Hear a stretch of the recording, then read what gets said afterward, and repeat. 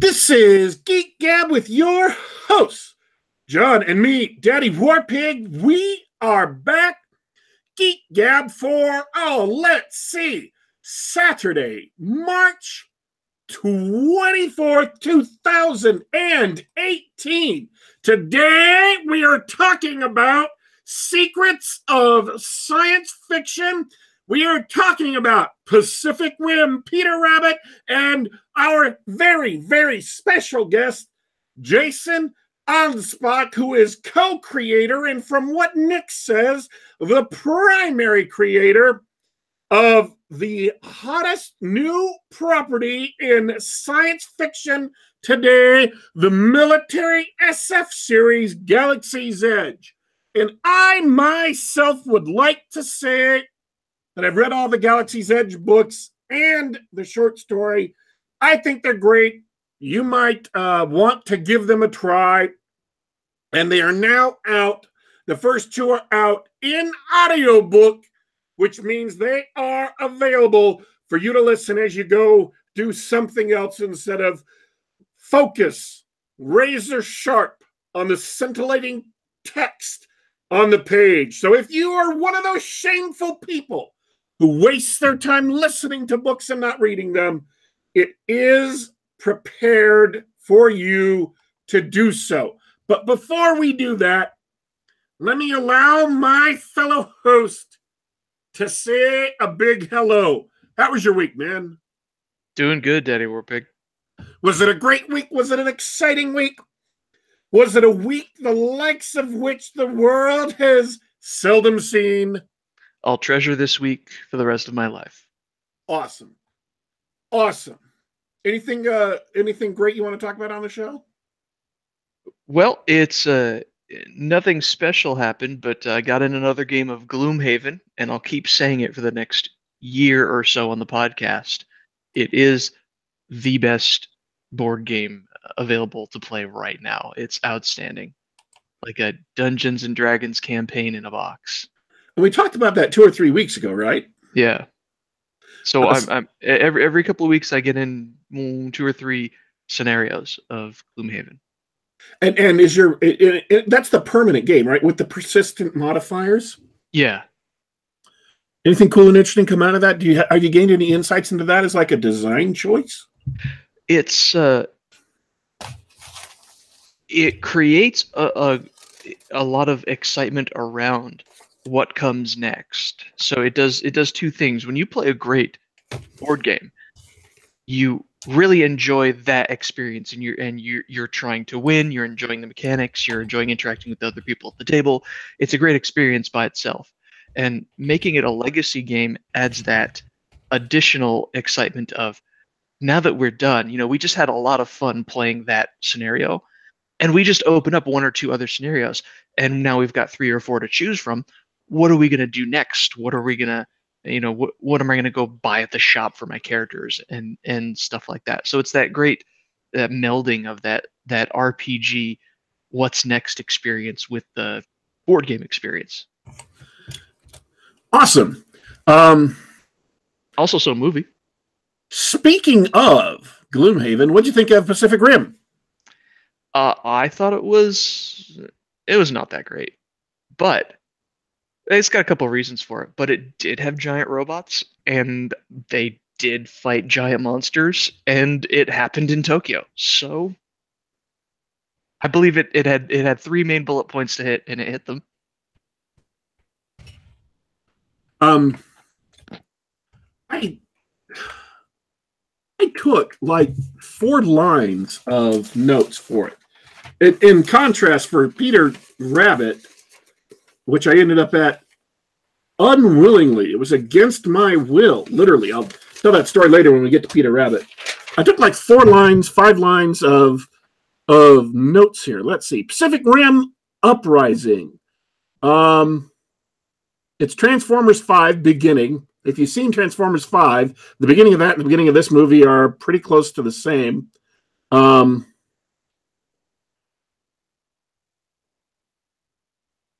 Wow, I have awful handwriting. Man, when I'm writing in the dark on a notepad where I can't see, I have awful writing. I should have rewritten this like I did for last week's show. Well, we're gonna save lots of people gonna save a lot of people heartache. I guess Jason hasn't seen it. I had a question about the little girl. She builds her own mech and then escapes out the door. And I counted 3 people she murdered on the way out the door. She literally stepped on a guy in her mech and then knocked some stuff over and killed 2 other people. She should not be up for illegal construction of a Jaeger. She should be up for murder 1. Holy shit! Yeah, it's just one of the many head scratchers during and this is the worst part. The first act is like the half of the movie. I mean, I just want to wax about this for just a second longer. Am I wrong, or is accidentally killing an officer of the law while in the commission of another crime, is that not still murder 1? They treat that as murder 1. It's a enhancement to the penalty. I mean, I'm not a lawyer, but holy crap! Yeah, you're not crazy. When the crime is running around with a giant mecha, people are gonna die. Also, this was the Ender's Game Mecha Pilots Training Center. I really, really expected Ender Wiggins to show up, but fortunately that blonde Russian chick looked enough like the Ender Wiggins character from the recent movie that you didn't really miss him. Huh. The girl even gets bullied and beaten up by people. I was just like, okay, so we've got a Transformers 5 beginning. And right at the end of the Transformers 5 beginning, we switch immediately into Ender's Game. And then after Ender's Game, we go back and forth between Transformers 5 and Ender's Game for a bit. And then abruptly, like an hour in, you're calling it the first act, I'm calling it other movies. About an hour in, they finally start Pacific Rim. Yeah. You literally have to sit there for an hour while they fail to introduce the wide cast of characters adequately before giant robots really start fighting. Yeah, because an hour. It's at the big secret meeting that nobody's supposed to know about, that the mysterious mech with no name shows up, that you start getting an actual real throwdown. Which was actually a really cool story point. They could have opened the movie closer to that. Like, yeah, here's this special meeting of important people, and there's a mech on standby. Oh, but another mysterious mech comes in and assassinates one of them. Wow, what a great start to a story. That happened an hour into the story. Correct me if I'm wrong, because I didn't rewatch it before I went and saw the sequel. I should have. To be a better reviewer, I should have gone. I didn't live with it. But the original Pacific Rim, once you got past the vocabulary lesson for non-otaku, where they define kaiju and they define Jaeger, once you got past that, wasn't the very first scene in Alaska with a big mech beating the crap out of a kaiju? Wasn't that the very first scene of the movie? That was it. You started off the movie doing what you came to the movie to see. I thought that was an excellent way to run a show. It's like, you came here to see giant monsters and giant robots beating the crap out of them. And so we're going to start this movie off with giant monster and a giant robot. I thought that was the best way to start this kind of movie. I mean, you don't make a romantic comedy and start with the beach scene from Saving Private Ryan and then splice in bits from, I don't know, Neuromancer, let's say. And then finally, halfway through the movie, you introduce the man and woman and they have a meet cute and you're wondering, well, wait a minute. What's happening with all the damn Nazis? Why are we in a cafe in Western Iowa now? It doesn't make any sense. That's what this movie did. They started off the romance with the Saving Private Ryan beach scene. Now, don't get me wrong.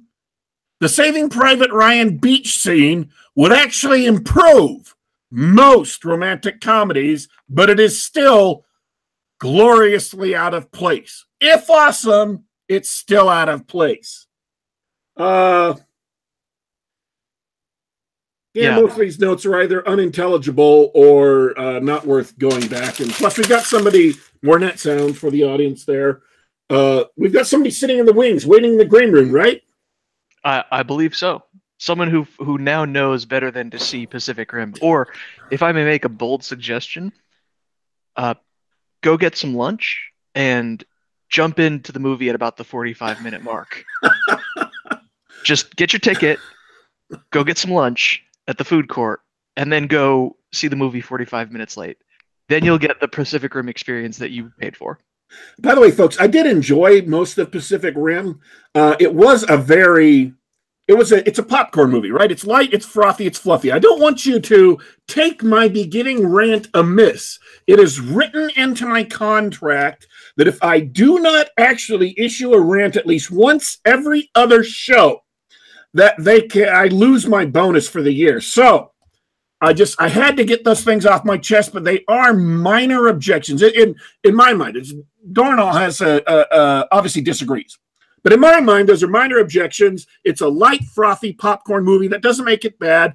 I enjoyed it. I won't see it again, but I didn't waste my money. And I spent full price on the ticket this time. So it wasn't like I have this little caveat like I had to do last show. I spent full price money. I saw it. It was fun and enjoyable. If you like the first one, you'll probably like this one. And I would recommend people who like the movie, who want to see giant robots and stuff, go see this one. So, well, if you don't have any more, comments or something, is there anybody in the chat we ought to get out of the way with? Any questions in the chat or comments before we jump to Jason? Bar One Studios and Bradford Walker concur about the first act problem. Awesome. I had to mention that because they agreed with me, so. Yes, your genius has been reaffirmed on the record, because those comments will now be permanent on this show. When they come back and watch this show, yay, many years from now, when people come to watch where it all began, they'll be able to see those comments reaffirming your undoubtedly correct opinion. Well, I'd like to think that 1,000 years from now, digital archaeologists will use these episodes as sort of an indication of our current culture, and they'll study them for years. Or maybe, if heaven forbid, there is some kind of apocalyptic event that wipes out most of life on planet Earth, future people, future survivors wandering through the blasted, gray, and dreary wastes could restore civilization just by listening to the records that remain of this show. It is an awesome responsibility, but one we accept with humility and dedication. Jason, how was your week, man? My week was pretty good. And you're right, this is a big responsibility. Although I think in 1,000 years, all digital content will be considered just lost Beatles songs. Let me ask you a question real quick.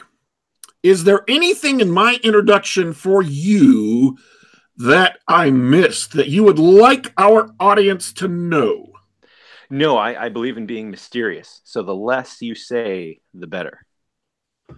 So that letter that you sent me from your secret email address at MI6 in the British Intelligence Service, I probably should not mention on the air. Right, yeah, that was just for you to have a proper sense of awe over who you were talking to. I will not mention that on the air. Thank you. Now, from what Nick said, I like jumping back and forth. I love being in the driver's seat. I can just jump to whatever topic crosses my ADD-addled mind. We were talking to Nick a couple weeks ago. You just had a brand new child. Congratulations. Thank you. Yeah, congrats. She's still pretty new. She still has the new baby smell. And you couldn't, because you were sleep deprived or whatever, with a little kid, brand new little kid. And so you couldn't come and be on the show with Jason. We all understood that. just about everyone in the audience understood it, except for like one guy somewhere in Texas, and we kicked him out. So Yeah, I know everybody that guy. in the audience understood that. And so we appreciate the chance for you to come back and actually get the discussion we didn't get the first time. But on that show, man, that is a long windup to a question. The question itself is really short, but the windup got to be a lot longer than I thought it was. It's not the destination; it's the journey. Is there anything else you think we should stick in this windup to the question, John? No. Okay. So when we were talking to Jason, he was, of course, talking about your groundbreaking, brand new science fiction, military science fiction series, Galaxy's Edge, which I described on the show as being what if Star Wars had been written by David Drake? That instead of writing Hammers Slammers, he had been hired to write Star Wars. What would have come out of that script meeting is Galaxy's Edge. I think that's a good, accurate portrayal. That's exactly what, at least with Legionnaire, we were going for, was saying we want to put stormtroopers in Afghanistan and see what happens. By the way, we're still in the windup. I haven't actually got to the actual question yet. It's all part of the Maloo. It's fine. It's a legendary windup. I think this is the longest windup we've had. But to get to the question, and now see, I'm pondering in the back of my mind whether I should just drag this out some more. How irritated I could make the audience before they just quit. They quit in rage and like break their tablets over their knees because they can't stand it. That I'm just waffling instead of getting to the question. I'm not going to do that, but I'm thinking of that. Well, I kind of think your goal should be to make this whole show happen and only ask the one question. Ooh, that would be awesome. No, we're not going to do that. No, go. We're putting that on your tombstone now. Daddy Warpig. He was all wind up, no finish. Retro me, Satanus. Get behind me. Temptation. No. No, the question is this. What Nick was saying was that when it comes to writing these novels, he's the blithe spirit, the bloodthirsty, and I am interpreting his comments and adding some editorial overtones. I am not exactly precisely quoting him. So if this language is too colorful, please don't lay it to Nick's charge.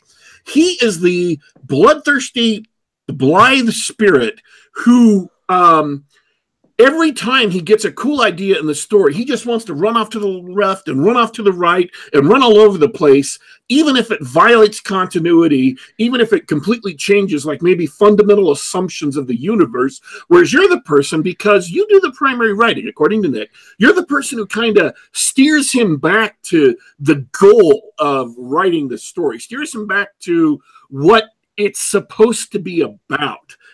And also says, well, maybe we don't violate continuity as much as you want to do. Maybe just this little bit. Was he right? Or at least whether he was right or wrong? Am I accurately reflecting the reality of your process? Yeah, that's a fair interpretation. Yeah, we kind of say that like Nick likes to use Hollywood terminology because he's, former actor. And so I'm kind of the showrunner for Galaxy's Edge, and we're doing a fantasy project where it's much more his baby. But yeah, Galaxy's Edge is kind of my baby, and Nick is just a wellspring of ideas. But sometimes he has an idea that he falls in love with so much that I'd be like, and then this happens, and it's basically the end of the Newhart show, right? Like it's basically like, okay, so everything else was just a dream. He's like, well, maybe, but it's cool, and so that is accurate. I am a big kind of canon geek, and continuity is important to me. I was like big into the expanded universe for Star Wars, and I spent a lot of time memorizing that, which has now been stricken from the record. So it makes sense to me for everything to build on top of each other. I think anyone who kind of grew up with like comics or things like that, you get this weird, obsessive, just fixation on continuity. And well, would this character really do this? Is that really right? Because 300 issues ago, that's how I am. What? Now I went and bought the book that you mentioned on a different podcast that inspired Legionnaire, the mostly true story of house-to-house battles in Fallujah, right? Fallujah. Okay. I haven't read it yet because, as you heard while I was doing our pre-show discussion, I am insanely busy pretty much all day. I said, Nick is, of all the people I know, he's almost the hardest working guy, almost the hardest working writer I know, and writers as a whole. But folks, you got to know this, okay? I'm going to tell you this. If you're not a writer, you will learn this, and you want to take it to heart. Every single writer you ever met, if they're actually a writer, they are the busiest people you know. They are busier than everybody else you have ever met, than any other professional you have ever met, okay? John C. Wright, busy all the time. Nick Cole, busy all the time. Larry Correia, busy all the time. Writers are never off the clock, ever. Now, there was something I was going to. There was a point to that. I got lost in my own brilliant thoughts, my own brilliance. Well, I don't know, except for Nick, maybe, because judging by his Facebook feed, all he does is drink bourbon and let Jason do all the work. No, donuts. You forgot the donuts. Donuts. And he has he goes and helps out his wife occasionally. Yeah, he helps her get to the operas. Whose name is Nicole, right? Isn't that great? Nick and Nicole Cole. Wow. Yeah, her first name is his entire name. I don't know how they arranged that, but I'm sure they were chortling over the cuteness when they were going to register at wherever it is, the donut shop. I'm sure that's where Nick registered for his wedding. We are so far away from the point I wanted to make. I don't even remember what country the point I wanted to make is in. Something about our wonderful guest being busy. Yes, but there was something after that. There was some interesting question, the answer to which would have provided our audience some entertainment and some education. Now, don't get me wrong. I gave them a little bit of education about the writers are busy spiel, so they know writers are always busy. Even I, who am not a professional or published writer, am busy all the time. Nick is busy all the time, and when I wrote to Nick one day, because he sent out this email asking, oh, by the way, what are you doing? I listed all the things I'd done in the last week or so. He said, wow, you are really busy. So Nick, who's a super busy writer, said that I was impressively busy. That's how much more busier than super busy writers I am. But I've actually completed that loop. I've closed that loop. I've made the point I want to make. But even so, that point was just a small point undergirding a more fundamental point, which I've completely forgotten. And it's your fault. I don't know why, but it's your fault. I can't help you. I kind of tuned out and started thinking about myself. Oh. Yeah, I started thinking about House to House and whether I should reread that book again. Ever since you started dancing with pretty women, you've become quite self-absorbed. Have you noticed that? Yeah. Jason, save us from this conversational morass. Say something interesting. Jason, I think you confused someone in the chat by talking about this being your fantasy project. So, yeah. No, well, so it kind of depends on what you mean by fantasy. So, this is my fantasy project in the sense of this is what I always wanted to write. And when I was talking to Nick about it, and we were talking about doing collaboration and the advantage in writing and marketing that could come from that, he was kind of like, oh yeah, sure, I like Star Wars. When I talk about fantasy in the epic sense, that's something that we're working on right now that hasn't been published yet, which is going to be our Anspach and Cole epic fantasy. That's Nick's baby. Are you doing something that's like Star Wars, not Star Wars, but with another big, huge property? I don't know that it's going to be that necessarily. You know, Nick had kicked around the idea of Tolkien, not Tolkien, but he was going high art, like legitimate Tolkien, not Tolkien. I was hoping you'd say like Game of Thrones, not Game of Thrones, because that would be awesome. If the two of you got together to write Game of Thrones, not Game of Thrones, that would be rad. I think that would be closer to what we're looking to do. Certainly a D&D vibe. You know, you guys know Nick is an absolute D&D junkie. Like he would leave his family and just play D&D in between naps for the rest of his life if that was tenable. I think when we had him on the show, we were talking about D&D before the show, and he said, "Yeah, we don't have to talk about the books so much. Let's just talk gaming."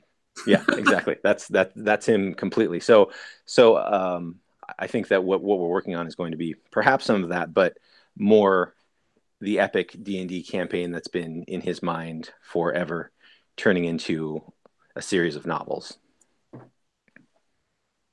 Let me ask you, as far as should we stay on the Galaxy's Edge thing? Because I do have a couple of questions for it, but is that getting too boring? Have we plumbed the depths of that yet? Well, I I haven't read it, so I like to hear more about it. I haven't read it. Awful human being. I don't read. Terrible. Terrible. No, it's encouraging. It's I don't even listen. That people haven't read it yet. I'm really more people to buy it. I'm really excited that you guys have audiobooks now, so that I have one more product to not listen to.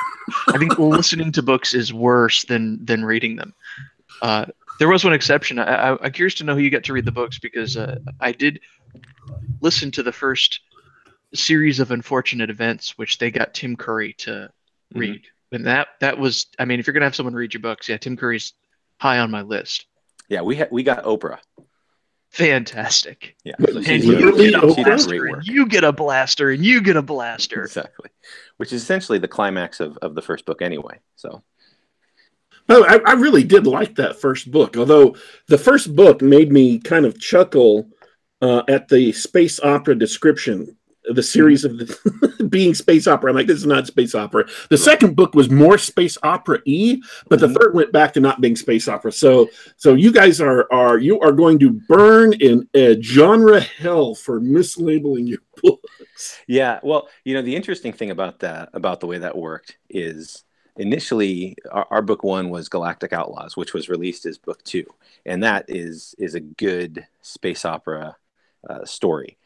What I was writing when I wrote Legionnaire was initially going to be a standalone, and then it was going to turn into kind of like a little trilogy. Just, hey, I'm going to follow some Legionnaires, and that book was finished first.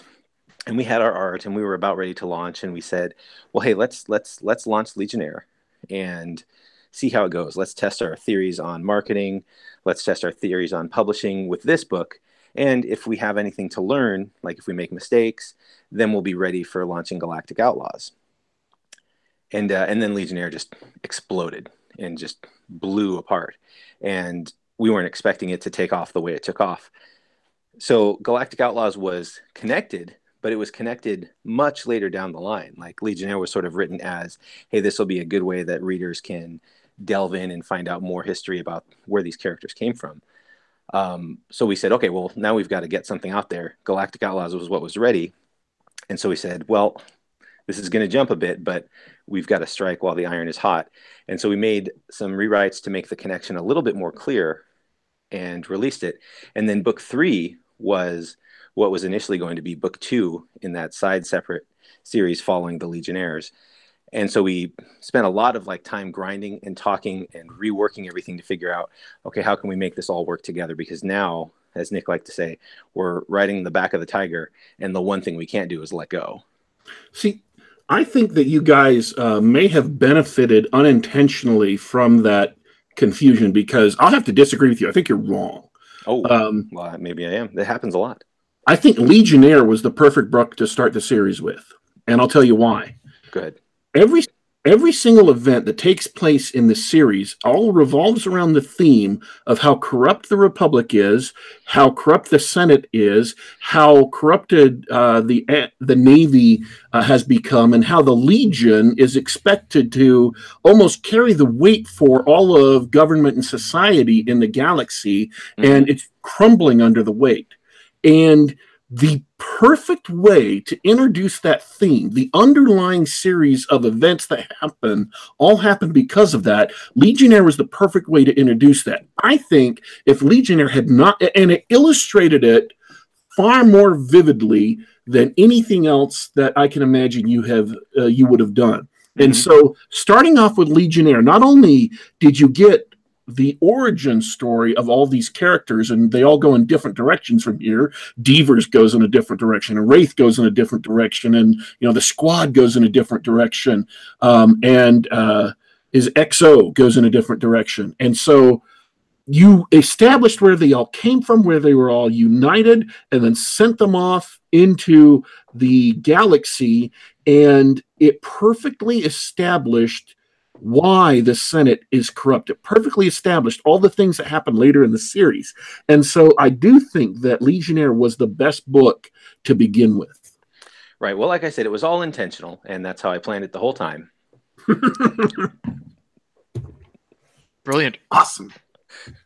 Now, you had talked on, again, another podcast I listened to you on, and I have no idea. If I knew which podcast it was, I'd give them a shout out. I'd be really, really polite. But you had talked about your prior series to this. You're not quite, almost a successful series, which was a comedy, right? Yeah, it was. Well, I mean, it was like authors, we kind of like to laugh about a series that doesn't find its market, and we say, oh, it was genre bending. But so this one was like a historical, paranormal, detective humor novel with, noir mixed into it. So it was set in the 1950s, right where I live in Tacoma.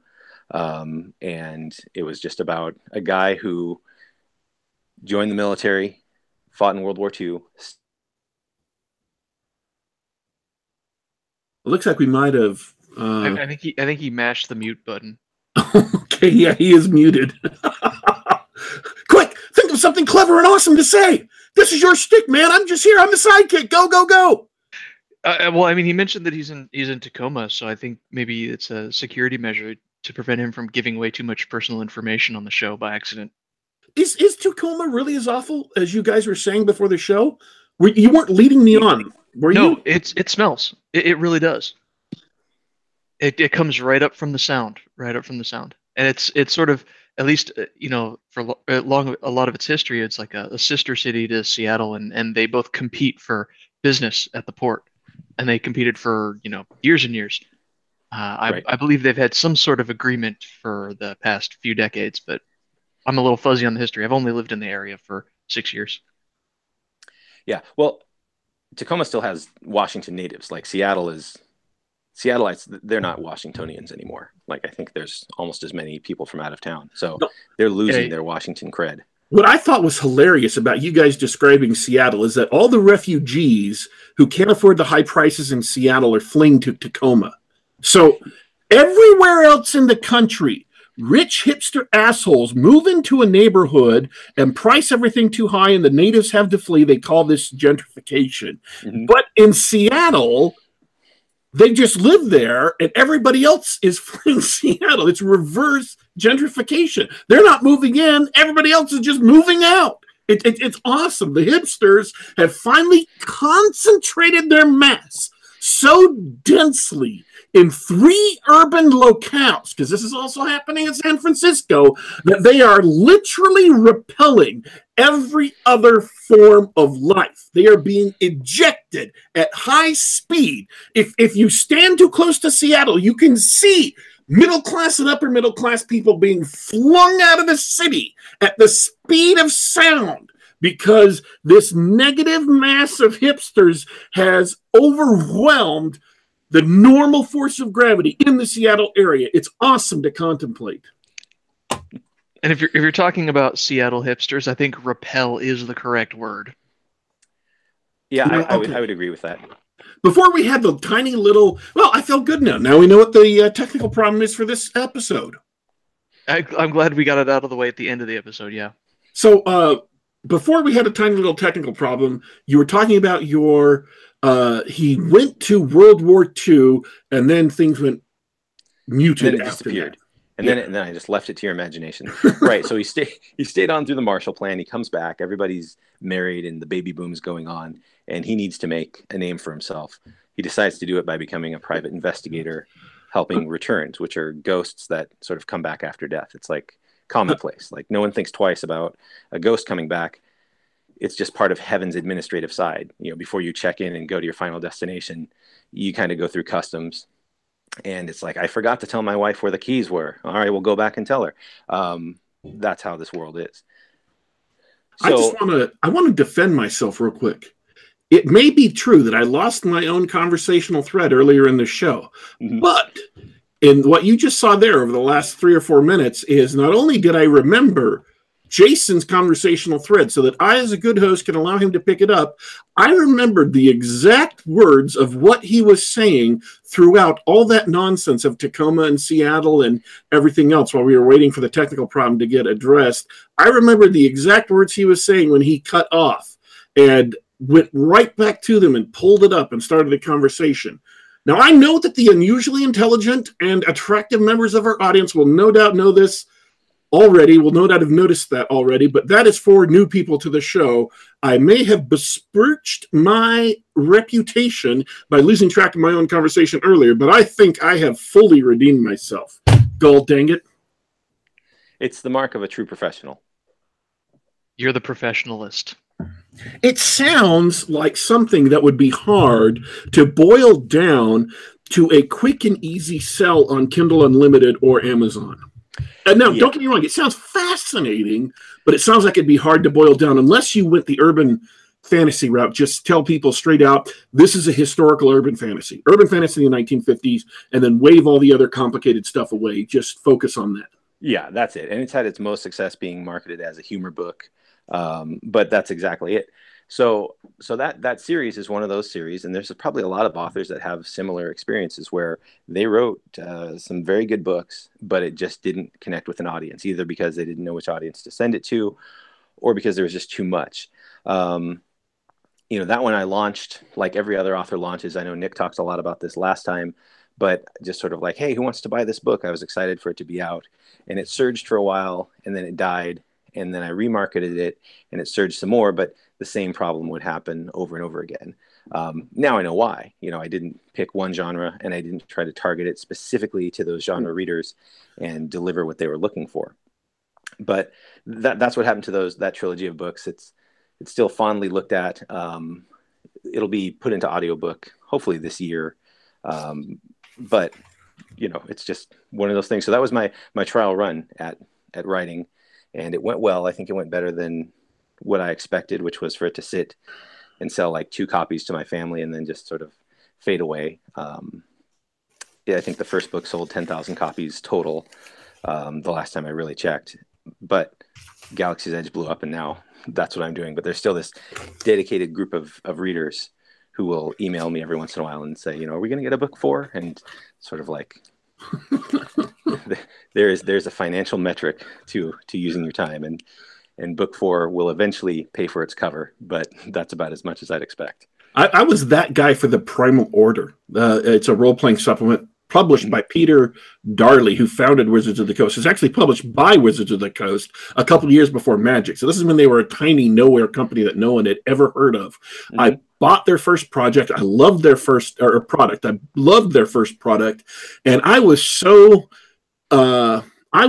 enthralled by the product that at Gen Con in 1997, so this is now like 4 years after Magic has come out. 4 years after Magic came out, took over the company. They were announcing they had bought D&D. They paid for the Violent Femmes to come and do a concert because it was Gen Con's 30th anniversary. I was there.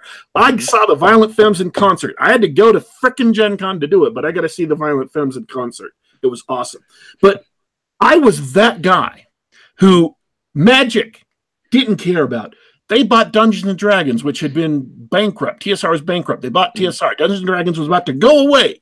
It is an event with literally world-shaking ramifications in the role-playing industry. I didn't care.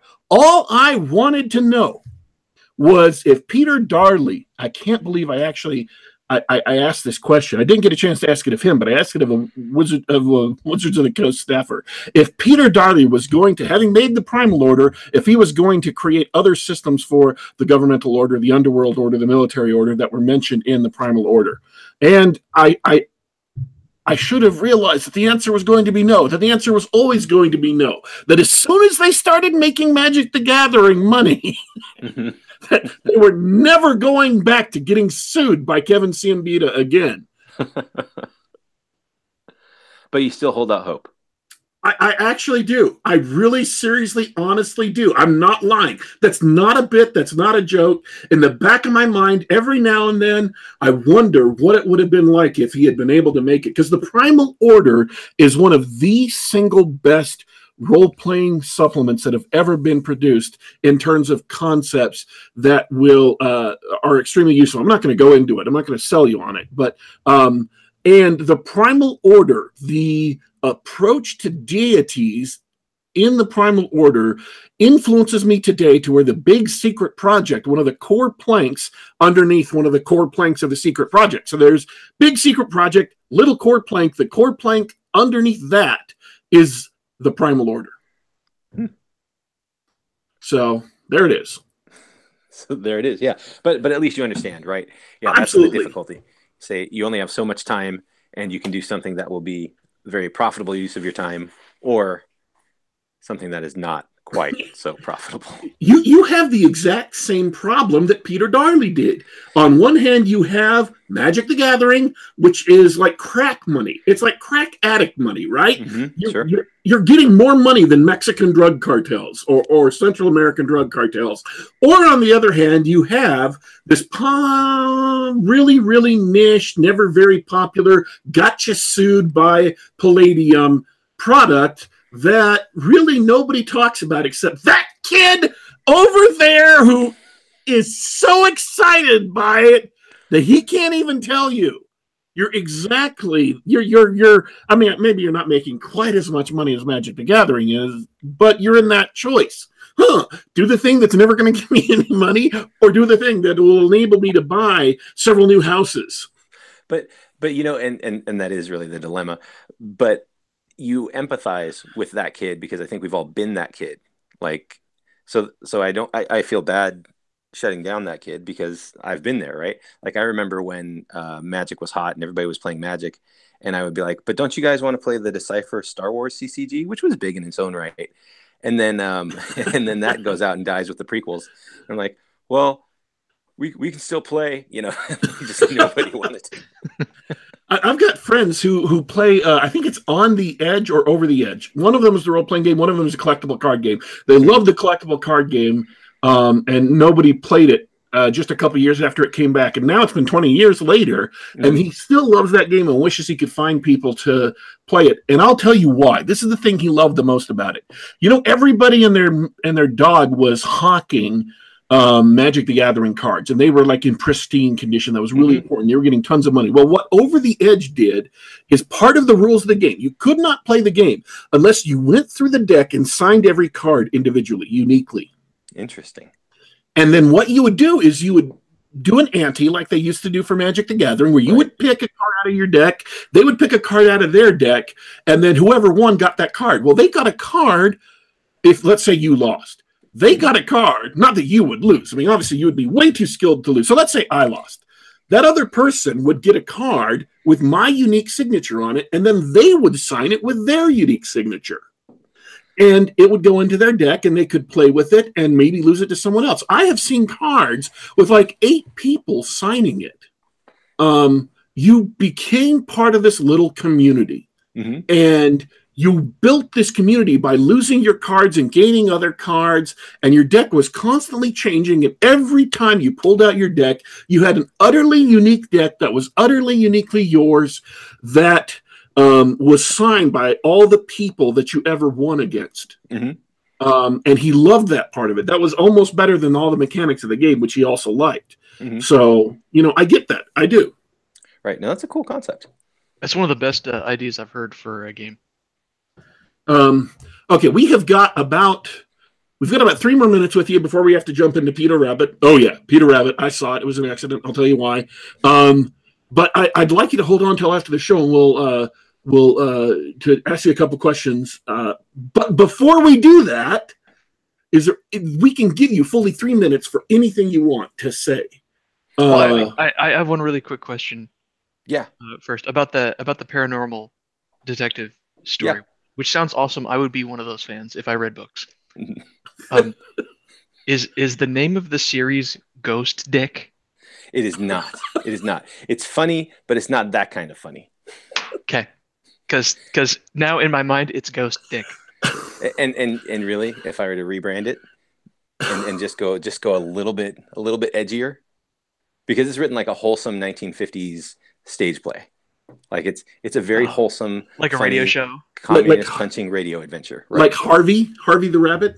Yeah, a bit like that. Not quite so surreal, but that type of humor. It draws from all of that. I wanted to write something that felt like really good to read, but was still funny, still had an edge, and had a message, which is communists are terrible. I'm trying to remember all the 1950 plays I know, and the only two that are coming to mind are Harvey and Death of a Salesman, and I'm pretty sure neither of them were actually made in the 50s. No, and I think I use stage play, but really the 1950 style of comedy or musical. Oh, yeah. That's more in keeping with its art. Okay. So, folks, you can get Galaxy's Edge on Amazon. Just do search for Jason Anspach or Nick Cole. Again, I recommend it. You do have to. I've had several friends of mine who had the same difficulty with the series that I do. Nick is occasionally at times very dark, and a couple of the places he goes to might be too dark for you. But if you've read Nick's other stuff, it's you'll be prepared for that. So you just have to be prepared for a couple of dark things. If you don't like that, and I've got good friends of mine that have been reading the series and didn't like it and so stopped, just be forewarned. So I would recommend you at least try it out. But be forewarned, it does get a little bit darker than you might expect. Yeah, I mean, we always steer away from, we have a personal belief that we steer away from blasphemy. We steer away from, language, using foul language. That's a sliding scale for people, but we wouldn't have a movie that was rated R, I don't think, if they were to take dialogue for dialogue. But yeah, especially by the time you get to book 3, things start to get like much more grim. As Nick likes to say, he shows people how the steaks are made, and that seems to have impacted people. All right. I don't know what to do about Peter Rabbit. Because there are 2 opinions that I can give you, and both of them are true. The first opinion, let me do the story first, because I built up the story. I mentioned it twice. It's a hilarious story for me, and I'm the one who did it. I was excited. I was eager. I loved the opportunity of going and seeing Pacific Rim, and I wanted to go see it so I could review it for the show. And I dashed to my room that day, and I was in a lot of hurry. I'd just gotten done with a lot of stuff because I'm busy. I may have mentioned that. And I sit down at my desk, and I've got my computer in front of me, and you have to realize my computer was missing for 4 days last week. It was gone. It was not here. I was having to do every single damn thing I needed to do on my phone. All of my blog posts done on my phone. All of my Twitter done on my phone. All of the emails I didn't answer, I was not answering them on my phone. So I had my computer back. Finally, I had a real web browser with an actual screen resolution that was bigger than the palm of my hand. And I was sitting down at my real computer, and I was very, very busy, and I wanted to see what time this movie might be playing. So I checked, and quite clearly, underneath the movie, it said 1:50. And that was in like 20 or 30 minutes. So I dashed out my room. I ran upstairs. I took a shower. I came back. I got dressed. I went to the movie theater. And by gum and by golly, I am going to watch Pacific Rim so I can review it for the show. I send out tweets. I send out stuff on Facebook. I announce it on Gab. I announce it on Google+. I am standing in the line announcing this because I am going to watch Pacific Rim. One slight, teeny tiny problem. 1:50 was not the showtime of Pacific Rim. 1:50 was the length of Pacific Rim. It's 1 hour and 50 minutes long, and I will remember that for the rest of my life. It's playing not at 1:50, not at 2:50, not at 3:50 or 4:50 or 5:50 or 6:50. It's playing at 7:25 that night, which I couldn't go see because I got to get home because I'm busy and I've got stuff to do. So I say to the guy, I've got to be home by 4. Hard target. Can't stay later than 4. I say to the guy, what movies do you have that get out before 4:00 p.m.? And he looks at his little chart on the computer and he says, Peter Rabbit. And I said, no, really. What movies do you have that get out by 4 p.m.? And he says, Peter Rabbit. And I said, no, I am not doing it. I am not watching Peter Rabbit. And I ran across the street to Five Guys Burger and Fries. And I was mad because I couldn't see Pacific Rim. And the only reason I couldn't see Pacific Rim was because I made a mistake. And I ordered a double bacon cheeseburger because that's how mad I was. That twice as much meat and twice as much bacon was going to be the only thing to keep me from tearing holes in somebody's wall, from knocking buildings down. So I ate my hamburger, I ate some fries, I drank some nice cold water, and I went back to the theater. And I was quiet, and I was humble, and I was there in line literally 1 minute before the movie began, and I said, can I get a ticket to Peter Rabbit, please? And so I paid for the ticket. It was $7 and change. I'm still mad about that. Not so much about the time of the movie, just mad about that. $7 I paid. And I walked to the theater to watch something that was absolutely not Beatrix Potter's book about Peter Rabbit. What it was not a children's movie, even though it looked like a children's movie and had music like a children's movie. What it was a romantic comedy, between General Hux, right? General Hux, that red-haired ginger guy who is now apparently contractually obligated to be in every single movie I go see. General Hux and Moira MacTaggart. Now that last reference might be a little bit obscure for you. I'm referring to actress Rose Byrne, who was in X-Men First Class as Moira MacTaggart. Rose Byrne and General Hux, and I would use his real name, except I can't ever remember it. I can't. I mean, he's not bad. He's a great actor. I actually like him as an actor. I just can't remember his name. I watched them have a romantic comedy that was at the same time a science fiction horror movie. I am not making this up. The rabbits talk. The rabbits understand English. The rabbits kill one person in the movie, his uncle. And then he receives in a letter saying, your great uncle, who you've never heard of, suddenly died of a heart attack in his vast mansion in the middle of nowhere.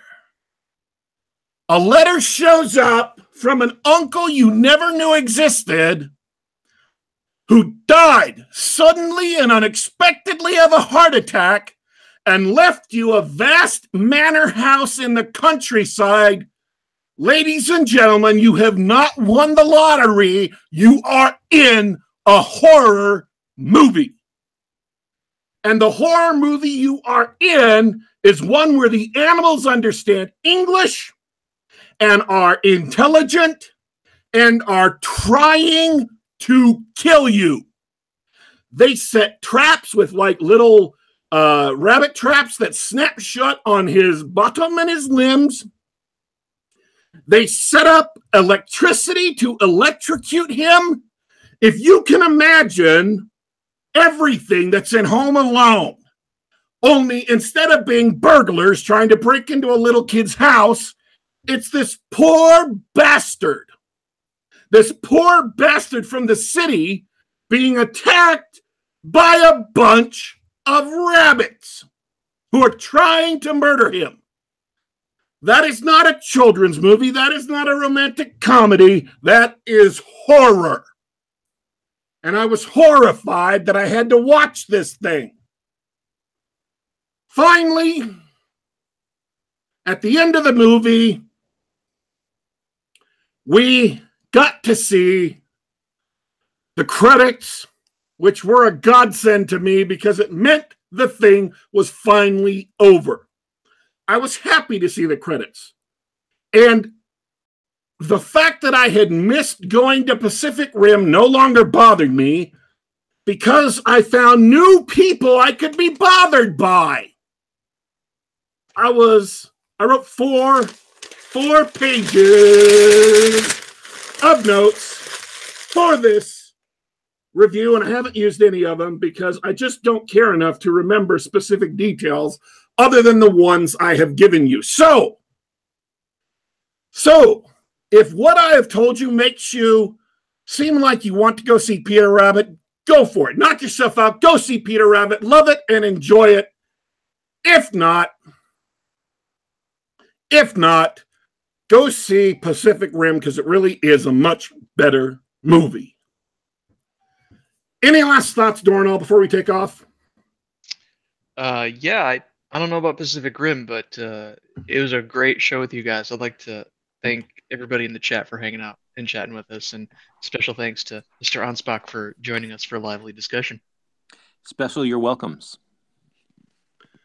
I very much appreciate you agreeing to come on the show. Very much appreciating it when superstar sci-fi writers again agree to come on our little podcast and become part of the tale of this show before we go on to conquer the universe. That was my alarm telling me I'm busy and I need to go conquer the universe now. Sorry about that, folks. Thanks for tuning in. This is Geek Gab, and we're back about every week at about this same time. That is 2 p.m. Eastern time. You can find us on youtube.com/GeekGab. If you're not on YouTube because you were angry about their recent policy changes banning certain videos from the site, by all means, you can catch us through the Apple iTunes Store. Or if you're mad at Apple, if you are angry at Apple for whatever it is that Apple did as far as whatever, you can catch us on the Google Play Store. Now, if you're also angry at Google for spying on you, don't you worry. We are available also on SoundCloud. So no matter how many companies are screwing you over, we are available, at least until SoundCloud does something bad and you stop wanting to go to their site too. Thanks for tuning in, folks. We are leaving for today, but for next week, we will be back.